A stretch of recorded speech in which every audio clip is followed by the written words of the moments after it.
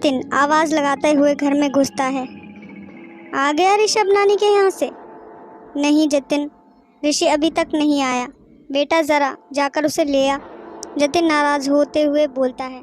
तुम और तुम्हारा लड़का कितना भी समझा लो लेकिन समझ नहीं सकते। क्या ज़रूरत थी इसे वहाँ जाने की? जितना बड़ा होता जा रहा है उतना ही इसका दिमाग कम होता जा रहा है। जतिन की माँ बोली। ओहो, क्यों अपना दिमाग ख़राब करता है?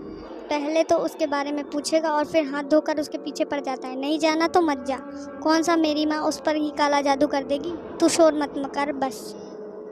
जतिन हाँ हाँ सुनाओ, तुम भी मुझे ही सुनाओ। जब तुम्हारी माँ हमें पागल कर देगी ना तब आना रोती हुई रेखा। अरे बस कर जा, अब माँ है वो मेरी। तेरी बचपन में एक शैतान से बात क्या करा दी, तू तो उसके हाथ धो के पीछे ही पड़ गया।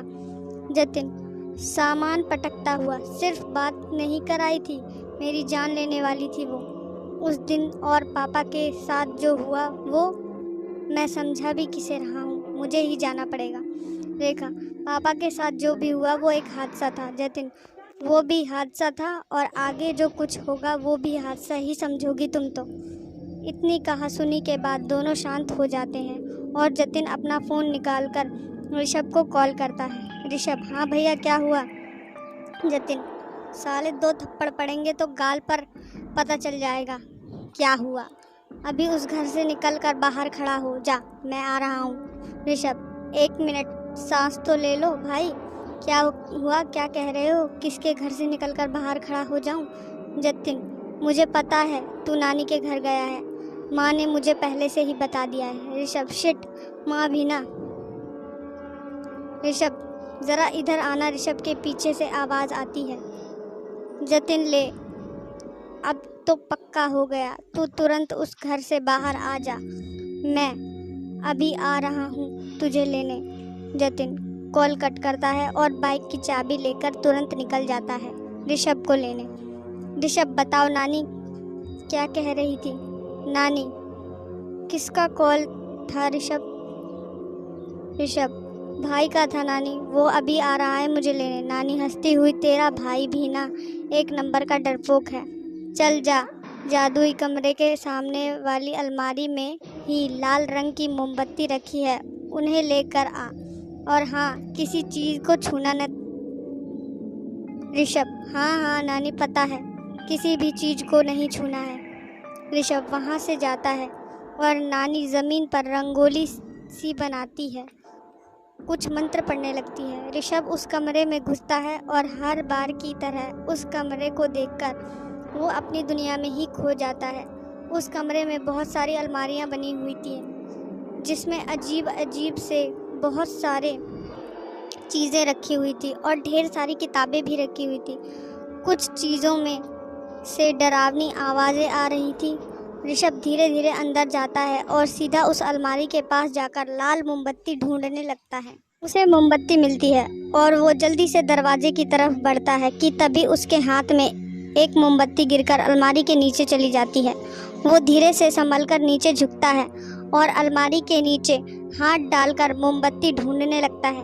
तभी उसका हाथ किसी चीज़ पर पड़ता है और वो उसे बाहर खींच लेता है। वो एक किताब होती है जिसके साथ मोमबत्ती भी बाहर आ जाती है।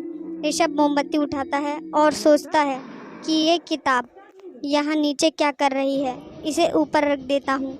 वो जैसे ही उस किताब को उठाता है उसकी नज़र उसकी लिखावट पर पड़ती है। उसे वो काफ़ी दिलचस्प लगती है तो वो उसे पढ़ता है। पढ़ा तुमने एक शब्द भी तो आगे बढ़ना पड़ेगा, एक बार ही सही सफ़र मेरे साथ करना ही पड़ेगा। ये पढ़कर वो थोड़ा घबरा जाता है और वापस उस किताब को अलमारी में रखने लगता है। वो जैसे ही किताब को अलमारी में रखता है वो पाता है कि वो किताब उसके हाथ से चिपक चुकी है। वो बहुत ज़ोर से घबरा जाता है लेकिन मजबूरी में चिल्ला भी नहीं सकता क्योंकि नानी को अगर पता चला कि मैंने इस किताब को छुआ है तो वो वैसे ही उसकी जान ले लेगी। इसीलिए डर के मारे बिना शोर किए वो पूरी ताकत से किताब को अपने हाथ से हटाने की कोशिश करता है लेकिन कुछ फ़ायदा नहीं होता। तभी उसके कान में आवाज़ पड़ती है, ऋषभ कहाँ रह गया तू? नानी की आवाज़ सुनते ही वो घबरा जाता है और किताब के साथ ही कमरे से बाहर आ जाता है। तभी वो देखता है कि मोमबत्ती तो भूल ही गया वो वापस जाकर जैसे ही मोमबत्ती उठाने की कोशिश करता है, वो किताब वजन के मारे उसके हाथ के साथ ही नीचे गिर जाती है और खुल जाती है। ऋषभ बहुत डर जाता है और वो नानी को ज़ोर से आवाज़ लगाता है। इधर बाहर जतिन भी आ चुका होता है। नानी तुरंत कमरे की तरफ भागती है और उतनी ही देर में किताब से आवाज़ आती है, शैतान की दुनिया में एक और इंसान फंस गया, और ऋषभ उस किताब के अंदर घुस जाता है। नानी कमरे में पहुंचती है और इधर उधर ऋषभ को ढूंढने लगती है। ऋषि ऋषि कहाँ है तू? तभी उसकी नज़र किताब पर पड़ती है और उसके पास पड़ी मोमबत्तियाँ पर। वो तुरंत समझ जाती है कि ऋषि ने उस किताब को खोल दिया होगा। वो उस किताब को उठाकर रोने लगती है और तभी जतिन ऋषभ को आवाज़ देता हुआ उस कमरे में आ जाता है। जतिन, क्या हुआ नानी, आप रो क्यों रही हैं? और ऋषि कहाँ है?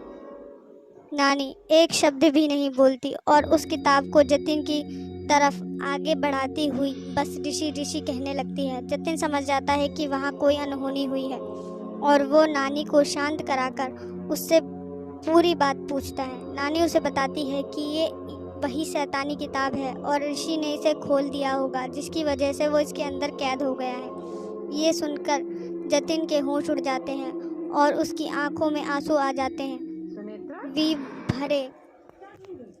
वो भरे हुए गले से नानी से पूछता है, नानी ऋषि को कुछ भी करके वापस ले आओ ना। तब नानी उसे बताती है कि मैं बस कोशिश ही कर सकती हूँ, लेकिन इस शैतानी दुनिया से बचकर आज तक कभी कोई वापस नहीं आया है, क्योंकि उस दुनिया में कोई जिंदा ही नहीं है।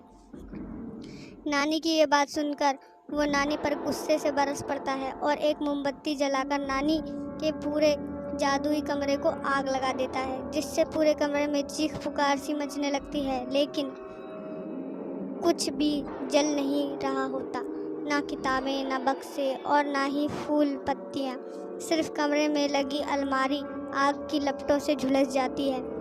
नानी आज भी उस किताब को लेकर अपनी तंत्र विद्या से ऋषि को शैतानी दुनिया से लाने की खोज कर रही है, और जतिन और रेखा इस बात का इंतज़ार करते हुए चैन से नहीं सो पाते हैं कि कहीं किसी पल में उसका ऋषभ आकर उनसे लिपट जाएगा।